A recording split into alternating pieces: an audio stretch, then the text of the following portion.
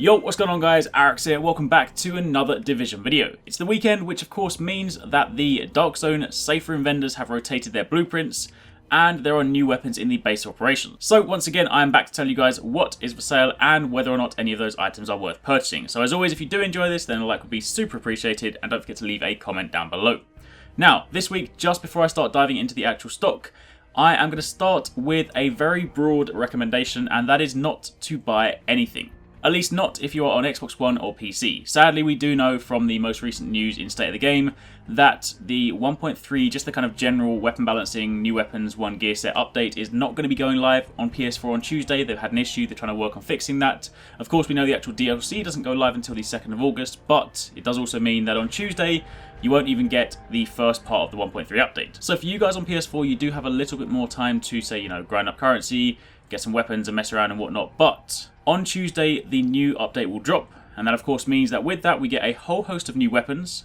The new buffs to the previously unused weapon archetypes like LMGs, shotguns, assault rifles, etc. will be in full effect, and of course the gear score limit is raising, so 204 will no longer be the max for weapons, and 240 will no longer be the max for gear. So in short, anything you buy today will most likely be replaced very, very soon.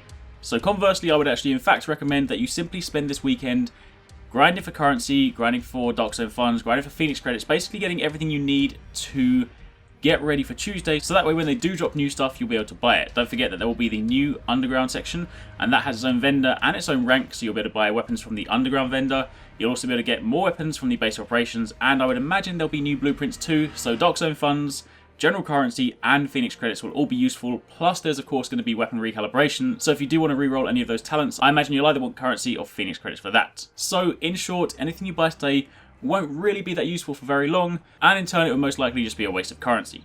However, that being said, if you do choose that you want to buy something yourself, then let's dive into the vendors. So first off, D02.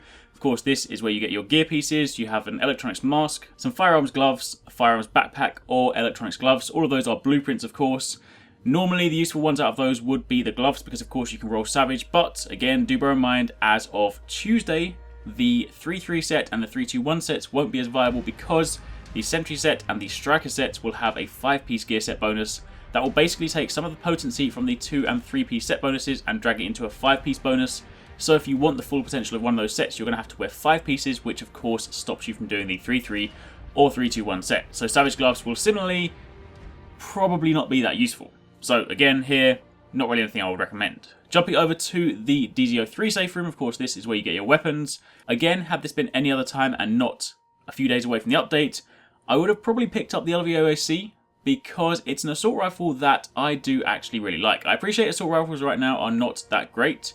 However, coming in the next update, for PvE only, they will have armor destruction as their bonus, so you won't have to have destructive on it. You could just grab an assault rifle with a percentage of armor destruction, which could be really useful. Sadly, they don't seem to have a comparable perk for PvP, so it does seem like, at least in the Dark Zone, assault rifle still won't be that viable. So as it stands, as much as I like this gun, and as nice as it may be, I probably wouldn't recommend this right now.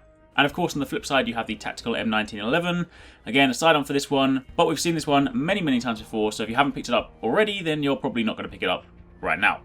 As for D04, you have an electronics gear mod once again. Simple this one, it's a level 32 one, so of course if you do need any slightly better gear mods, again I would assume that as of next week, if the power level or the gear score level is raising, then we might also see higher level mods and gear mods, so again for these, generally speaking, I would hold off. Finally for D05 we have a couple of weapon mods. You have a muzzle brake and you have an Osprey 45 suppressor. So that is the Dark Zone, then taking a quick jump over to the base operations. Once again we have the Tactical Vector 45 ACP. This was on sale last week, but of course it's on sale once again this week with some different talents, and on top of that you also have a lightweight M4.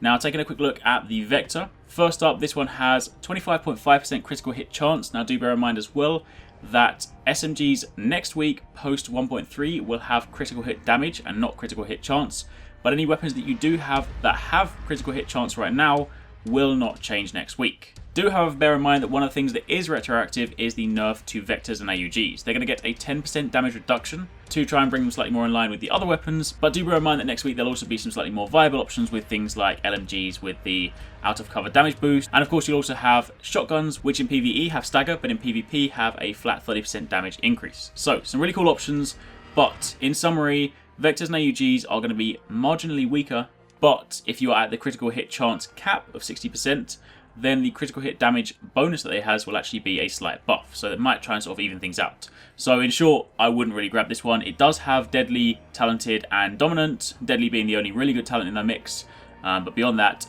it's not really a recommendation. And as for the lightweight M4, well, the same thing applies really. This one has Vicious, Determined, and Balanced, but ignoring the talents for now, it's worth noting that once again, assault rifles won't have any sort of PvP buff, they will simply have a PvE buff, and pair that with the fact that this will no longer be at the highest end of the gear score bracket, then in short, it's just really not worth it. You're going to need Phoenix credits next week if they have anything new for sale, and of course, depending on what currency you need for weapon recalibration or weapon talent recalibration, again, you might want to hang on. So, generally speaking, now that you've seen all the stock, the running consensus for this video is still don't pick up anything this week unless you absolutely have to.